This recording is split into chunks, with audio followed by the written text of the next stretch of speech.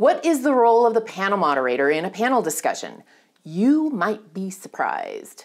It's more than just introducing a couple of panelists and asking a couple of spiffy questions. Your role is crucial to the success of a panel. Let's find out why.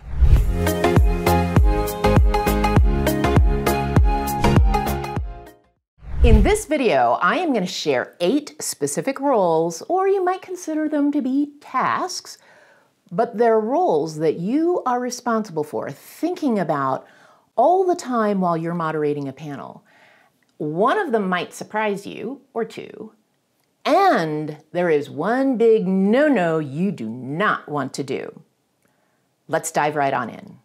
Your first role is that you are a champion for the audience. Now, this is something that confuses a lot of panel moderators. They think their job is to make the panelists look brilliant. Yes, you are, but that is not your primary role. Your first and primary role is to make sure that the audience gets what was promised to them. Take a look at the promotional materials. Talk to the meeting organizer. Maybe even talk to a couple of audience members and find out what is it that they want to know as a result of that panel discussion. And then your job is to serve that up. Not your agenda, not the panelists' agenda, but be the champion for the audience. Your second role is to be the facilitator. Now, this one you probably kind of figured out, not a surprise here, but you're facilitating the conversation. You want to make sure that there is a robust conversation between you and the panelists. And it's not just a ping pong match where you're asking a panelist a question and then they answer it and they lob it back to you and then you lob another question to another panelist. Oh, no, no, no, no, no. That's usually how it starts, but you really want the panelists to be talking to each other. And that requires facilitation skills. It also requires facilitation skills to make sure that the airtime is balanced, that you don't have one person dominating over another, that everybody's speaking kind of at the end of the panel, an equal amount. You're also wanting to make sure that you intervene appropriately, where if somebody is going off track or talking too much or not talking enough or whatever the situation might be, that you are intervening appropriately. Your third role is that you're the timekeeper. You know, panels, they go by really, really quickly. Most of them. Most panels are 30 minutes, 45 minutes, hour tops. Every once in a while you have a panel that goes maybe an hour and a half, but that kind of panel should have some audience interaction. Oh, which the facilitator in you should be coming out and making sure that there's some audience interaction. You're responsible for keeping time and making sure that you start on time. Well, if you don't start on time, certainly that you end on time, because there's probably some other programs or a break that's coming on after you, and you need to be considerate of that. So you are the timekeeper managing the time, and you actually have an agenda, or some people call it a run of show. You want to make sure that you're hitting those marks at the appropriate times, not hitting them directly, but making sure that you're saving enough time for audience Q&A at the end. You'd be surprised at how many panel moderators run out of time. You don't want to be that panel moderator. By the way, you might be wondering, how do I manage the time for the audience? You know, do I tell them we've got 10 minutes to go before Q&A, or this is the last question? Those are really good questions to ask, and you want to put that in your run of show, or some people even call that a script.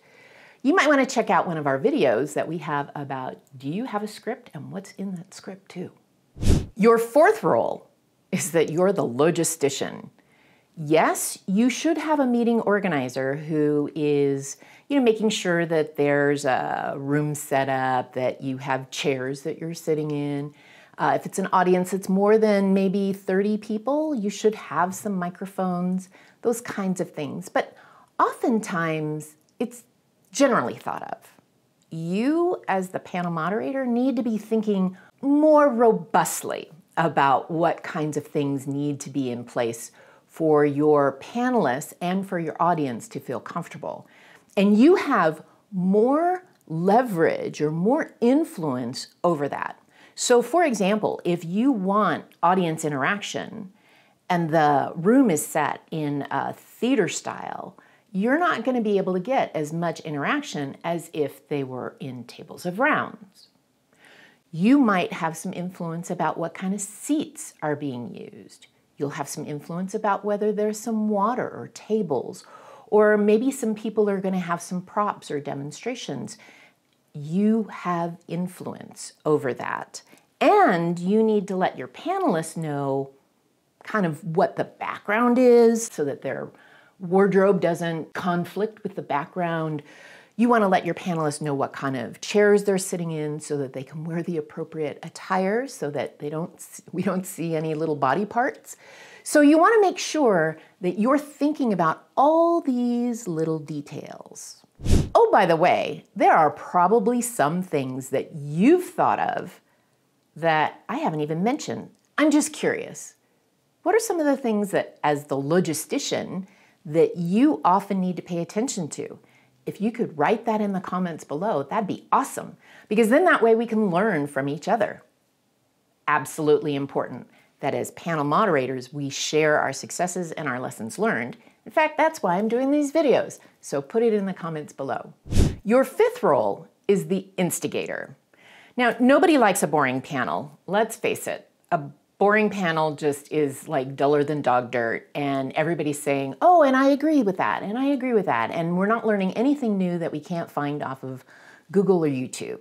So your job, one of your roles, and this is the one that might surprise you, is that you need to stir it up. Make sure that there's a little bit of controversy, that you're probing deeper.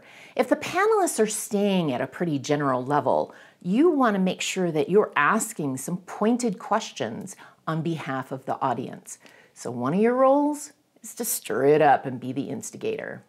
Your sixth role is the content coordinator. Now, this is a little bit on the challenging side because you want to coordinate with the panelists about what their points of view are so that you can have an interesting panel discussion.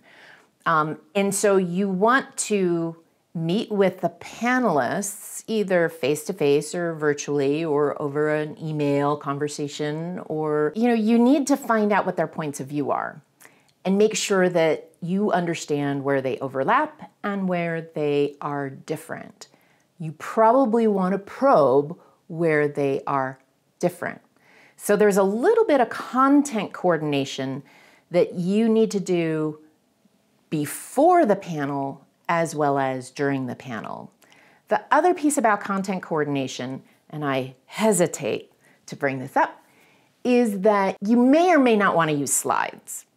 I personally do not like using slides. I like to have one slide that has the pictures of the panelists and the moderator in the order that they're seated so that everybody knows who's on the panel. But there might be an opportunity where a panelist says, oh, I have a slide that I need to share. Okay, one or two, and they have to give it to you ahead of time. Nobody likes that last minute slide. Oh, I have it on a flash drive. Can I bother you? Yes, that is a bother. You are getting ready for the panel, so you are coordinating that content. 7 is you're the energizer. No panel has more energy than the energy that the panel moderator brings to the table. Your panelists might have more energy than you, but honestly, the audience is going to pick up the energy that you bring to the table. So given the topic, given the time of day, given the audience, you need to calibrate just how much energy you bring to the table. Your 8th and final role is that you are neutral and objective. You might be wondering, what does that mean, Kristen? It means you don't have a stake in the game. You do not know enough about the topic to weigh in. Now, here's the big no-no. Most panel moderators get selected because they have some knowledge about the topic or the industry, or they know the panelists, and it is a dangerous line to cross if you venture into panelist territory. So you start answering the questions on behalf of the panelists. No. Your job is to be neutral and objective. Facilitate the conversation. Make sure we stay balanced in airtime, making sure that we're on time, making sure that we deliver our promise to the audience, all of our roles. Your job is not to be a panelist. And frankly, if you think that you would be better served as a panelist because you have a lot of expertise about that topic, I would suggest you talk to that meeting organizer and suggest that you would be better as a panelist. You have 8 roles. There's a lot of roles that you need to play in this game called being a panel moderator. And if you keep all of them in balance, you are going to do a great job. So if you like what you heard here, and maybe one of those roles surprised you, or maybe it reminded you of something that you need to be doing as a panel moderator, I suggest that you go over to www.howtomoderateapanel.com, where I have a free 7-part video course that will help you be an amazing panel moderator. You can also find a link in the description below.